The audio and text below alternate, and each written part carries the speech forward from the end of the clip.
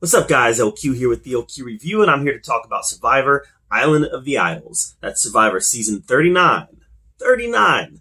Island of the Idols. Yeah, it premiered on Wednesday. I've had a chance to sit down and watch it. What did I think of it?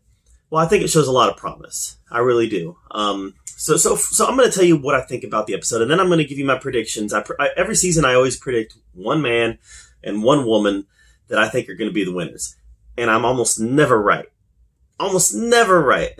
I've been right once or twice, but very rarely am I right. As a matter of fact, last season, if you remember, I picked Wentworth and Eric. We saw how that worked out. Excuse me. So let's talk about the episode first. You got the two different tribes. There's no marooning. No marooning. So Jeff isn't there to maroon the cast. That's become a Survivor staple, right? 39 days, 20 people, 1 survivor. We didn't get that. And I missed it, I missed it. It's something that is just completely inconsequential to the game, but it's a Survivor staple, and I missed it. That being said, the cast so far is okay. It's a very diverse cast, which is cool. I like that. There's people from all different races. There's people from, obviously there's boys and girls. There's some younger people. There's some older people in there. And I like having older people mixed in there. I really do. I think it adds a different dynamic. And this time it looks like they've actually added older people who are very competent, very athletic, and very able to at least compete. Now, whether or not they're going to fit in socially, that might be another story. But at least they're going to be able to compete and do the physical part of Survivor. I really like the Olympic gold medal, or the Olympic medalist. She wasn't a gold medalist. I think she was a silver medalist in the backstroke or something. But I really like her. And she's the one who got sent to the Island of the Idols. And first of all, I'm really actually thrilled with the fact that they didn't just tell everybody, here's Boston Rob and Sandra getting off the helicopter. Oh, they're back. Isn't this going to be fun? No, it's something that's going to unravel and it's going to unfold throughout the course of the season. And I really like the fact that it's playing out that way. That they're actually giving the players the choice on whether or not they share this information. And I wouldn't share that information, and maybe that's bad strategy. As a matter of fact, for a second there, I was like, when she didn't tell them about Rob and Sandra, I was like, well, why are you lying? The second that somebody else gets sent to the Island of the Idols, they're going to find out you're lying. But then I thought about it, and I was like, I'd do the same thing. Information is power in Survivor, and you want to hold information for as long as you can. Next time somebody goes to the Island of the Idols, she needs to make sure she greets that person right away. Says, we got to talk, right? That's the type of thing that has to happen. So I would have done the same thing. I would have held that tight to my chest. As for the Island of the Idols, what did I think of that?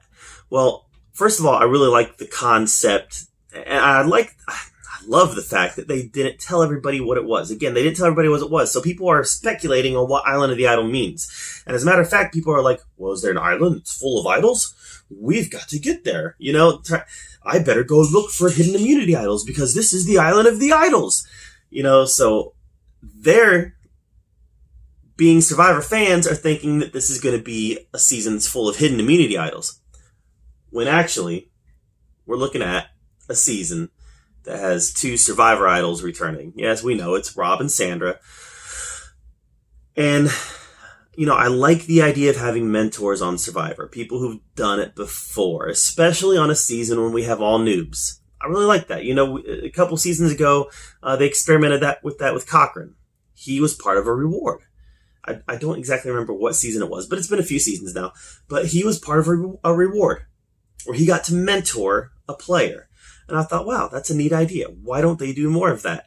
Well, here we are. We have a whole season built around that concept now. Rob and Sandra are going to be mentoring whoever comes to that island. And there's a challenge built into the mentorship, where I'm going to teach you how to do something. I'm going to give you a skill. I'm going to teach you a skill.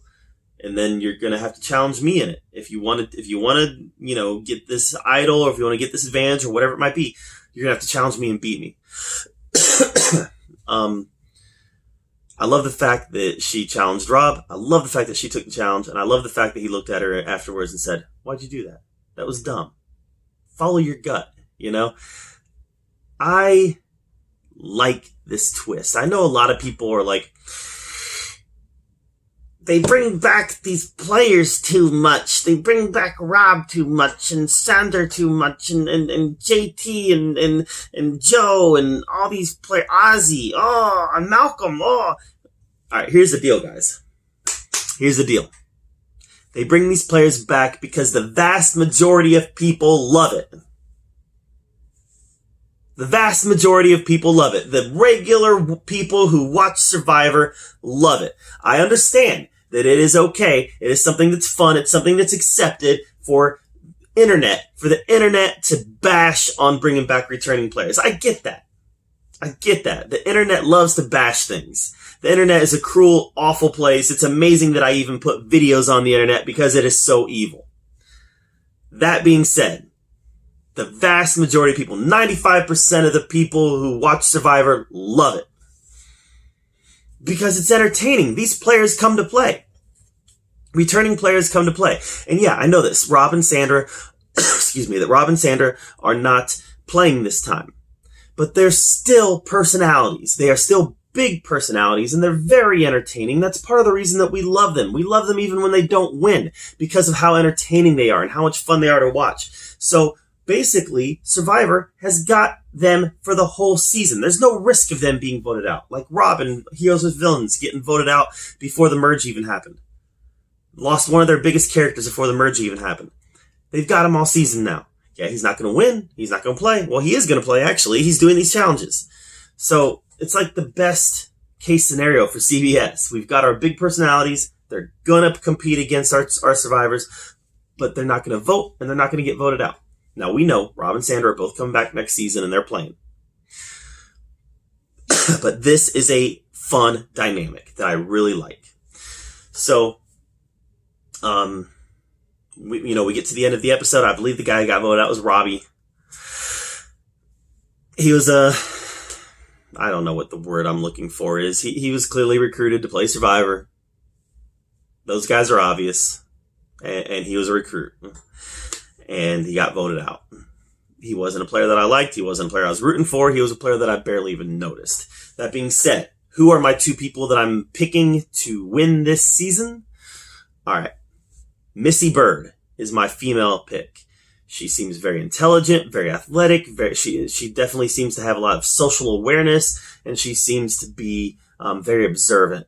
She's able to watch what's happening and read body language and read cues. So I think Missy has a chance of going really far.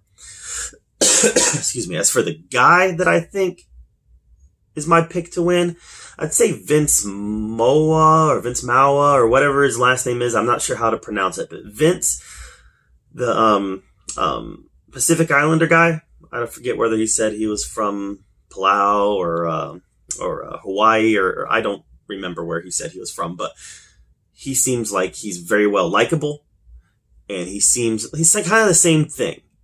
He's going to be likable. People are going to want to keep him around, but he's going to be watching, and he's going to be making moves. So Vince is my pick for the boys, and Missy is my pick for the girls. And we'll see. We'll just see how good I do this season. Probably not very good. It's very rare that I do good. But we'll see, right? We'll see how it plays out. What are your picks? Pick a guy, pick a girl. Let me know who you think the top two picks are to win this game. Let me know in the comments down below. And guys, what did you think of this season premiere? I liked it. I think it shows a lot of promise, and I really like the concept. We'll see if the concept of Island of the Idols gets old. We'll see if it starts to wear on us. But so far, I like the concept, and let's be real. If nobody ever beats Rob or Sandra, it's not going to be as fun. We want to see our players prevail and get the advantages so they can use those advantages in the game. So, as much as we love Rob and Sandra, we got to see them fall. So again, let me know what you thought of this season premiere in the comments down below. Thank you so much for being here at BLQ Review. Make sure you hit that subscribe button And I appreciate you joining us, where we get to talk about all of the geeky, nerdy stuff that we love to talk about. And until next time, we'll see you later.